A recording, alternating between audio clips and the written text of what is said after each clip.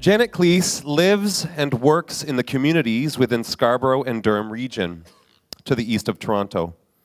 Her approaches and ideas have been deeply informed by her friend Beatrice, as a personal mentor, and by the families of Dia Hago, who guided her for 22 years, and currently by families and people across Durham region through DAFFers, a family-led, community-anchored organization. Please welcome Janet Klees.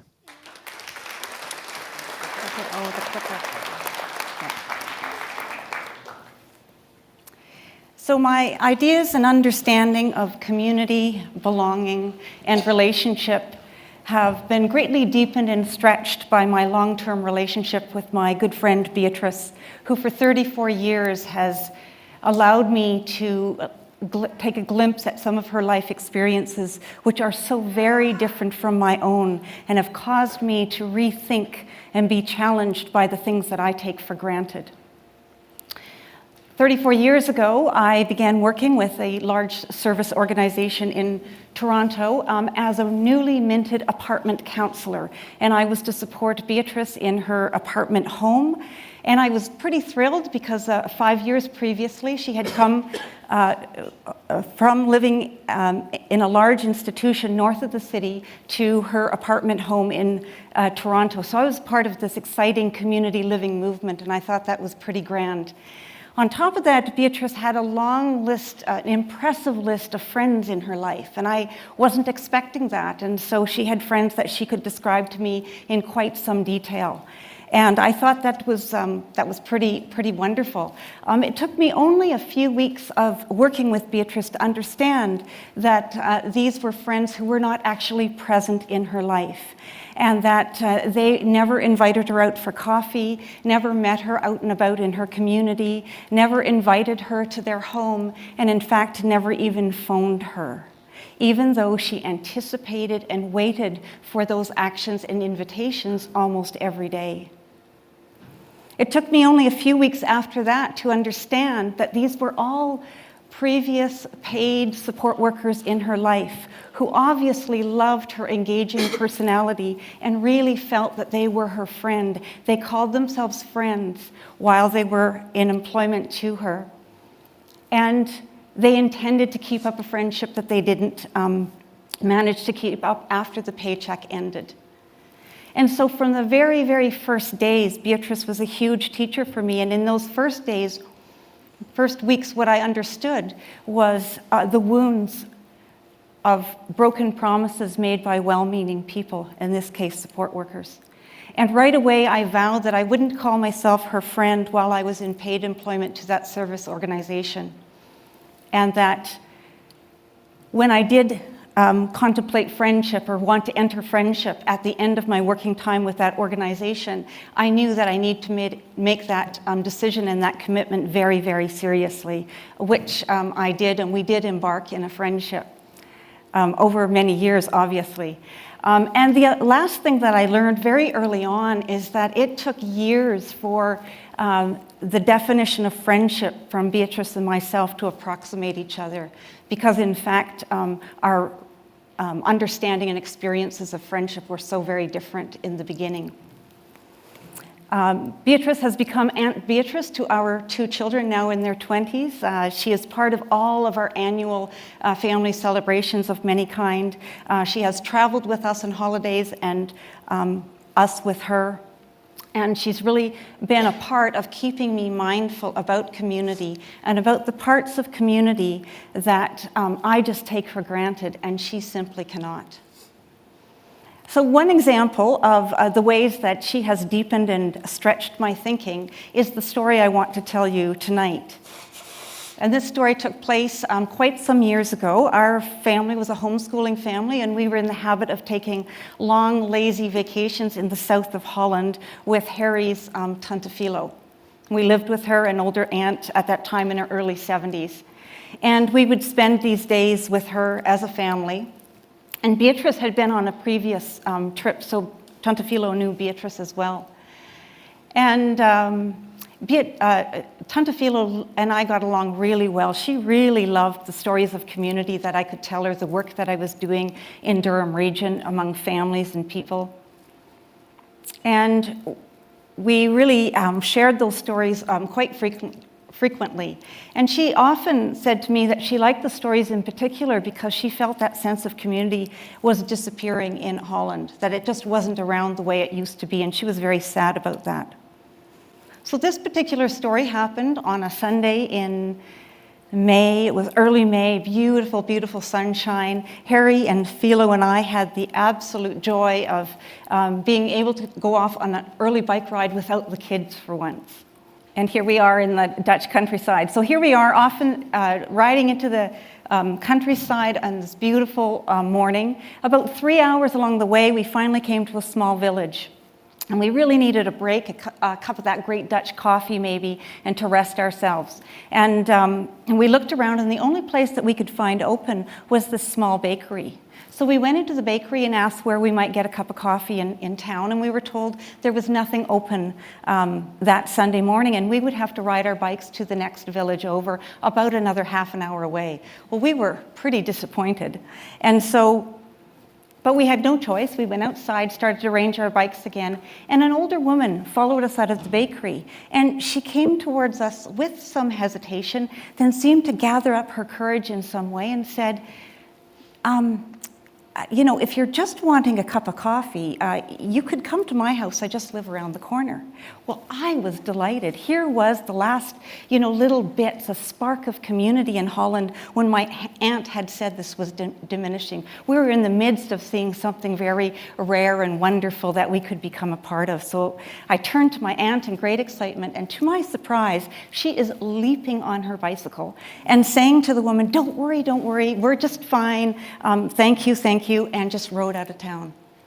Well, Harry and I felt like we had no choice at all but to get on our bikes, thank the woman, and follow her. So we bike out of town.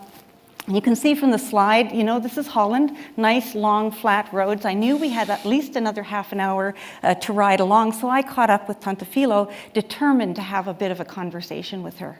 And I said, Tante Philo, what were you thinking? What just happened there? And she said, oh, that woman didn't mean it. That would have been too much of a bother. And I said, well, let's just think this through. What's the worst thing that could have happened had we accepted this woman's invitation?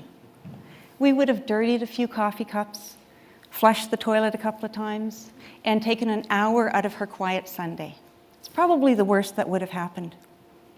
But what's the best that could possibly have happened had we accepted her invitation? Well, first of all, she would have found out that Harry and I are Canadian, and Dutch people absolutely love Canadians no matter what, something to do with the liberation of Holland at the end of World War II.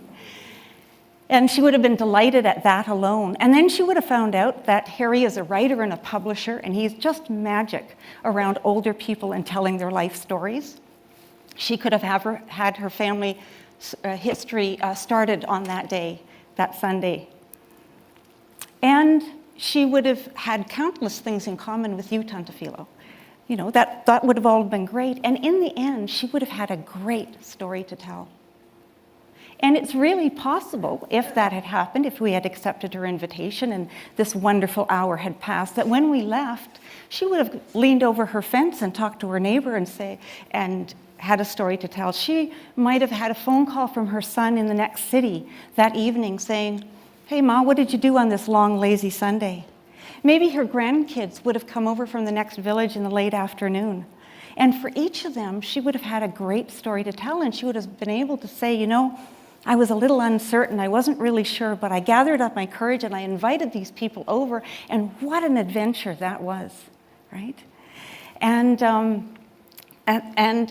so, in fact, those people could have heard that story, and maybe they would have been inspired by some of what they had heard. And maybe the next time strangers came into their neighborhood or into their little town, they might think of hospitality and offering that in a different kind of way. They might have made their own invitations. And then a ripple effect could have actually started happening. And that would have been a wonderful thing. However, since we didn't accept the invitation, what is the likelihood of that woman making that offer again? Now we have to remember that the woman was hesitant, she was unsure. And yet look at us, we are the most comfortable, familiar group of people that she could even have thought to issue that invitation to. Tante Philo, you're about her age, and so that would make it comfortable. All three of us spoke Dutch. We were all Caucasian. And so it's the most comfortable group, and yet we had refused her invitation. So chances are she just went back to her house thinking, oh my goodness, that was silly of me. What was I thinking? Won't do that again, right? And there would be no ripple effect, right? And so it occurred to me that day that morning in Holland, a little spark of community was kind of snuffed out in some way. And maybe in areas where community is robust and invitation is going back and forth and it's happening all of the time, that wouldn't really matter. But in that part of Holland where Philo felt that was disappearing, that probably mattered a whole lot, right? It might have made all the difference in the world. So this is the point at which Beatrice came back into my mind. So we're kind of going along, and Philo and I at that point stopped the conversation together and rode along quite reflectively. And I started to think about Beatrice. And I thought, what would have happened had Beatrice ridden into town with us on that Sunday morning? Would we have been issued an invitation? And it occurred to me that it would make all the difference in the world if the woman had in fact experienced previous success in issuing invitations in her little village. You see, this is what I was thinking. I was thinking that if we had accepted her invitation, this woman's confidence would have increased and her sense of adventure would have been rewarded so that she might in fact have tried it again and again and again.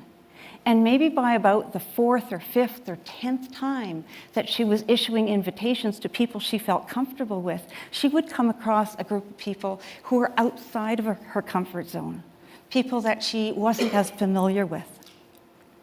And with those people, maybe in fact she would take a moment, but still because of the successes that were behind her, perhaps she would issue the invitation, even if it was a group of people who were a lot younger than her and wearing backpacks, for example, or people who weren't speaking Dutch. But she would have experienced success before in terms of having her confidence bolstered, and she would feel free to issue an invitation. And so if Beatrice came into town with us at that point, the question the woman would only have wondered about is whether or not that, what was the story that lay behind this, right? And so it occurred to me on that day that it's very important that people are able to get experience with their small invitations. The hesitant invitations are the invitations of community. And if we don't accept people's small invitations, what are the chances of welcome in a moment of community for people who look different or act different or seen in the margins in some way? It's not very likely at all. And so that at that day, in the Dutch countryside, I think I learned some important things about community and my place in it. I think I learned that mantra from Gandhi, be the community that you wish to see, or a paraphrase of that, is very powerful indeed. And part of it is the power of saying yes to the invitation of others. I think I had been doing a pretty good job of building community, of organizing, encouraging, and shaping, but I hadn't seen that other part of community, which really was the very subtle act of observing and noticing and saying yes to the tentative invitations to others. And the power of accepting the invitation of other people was in fact what would lead to people's confidence being bolstered and their sense of adventure rewarded, and the ripple effect of community going throughout community. And the second thing that I learned is how personal and strong and intense this is, so that we need to be the community that we want to see. And that means that if we want accepting, inviting community, We have to be accepting and inviting, and that's all of us. And in everything that we do, we need to be asking, what am I starting and what am I stopping and what ripple am I contributing to? So that when we look around in our communities, that we have a sense of, if we're not in the middle of the kind of community we want to be in a neighborhood that we want to be in, we need to ask ourselves, what am I going to do about it? So in closing, I would say we want to be the community we want to see. We have to make it personal.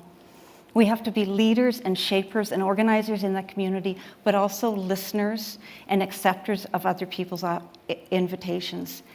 We have to join in the whole dance of community. Thank you.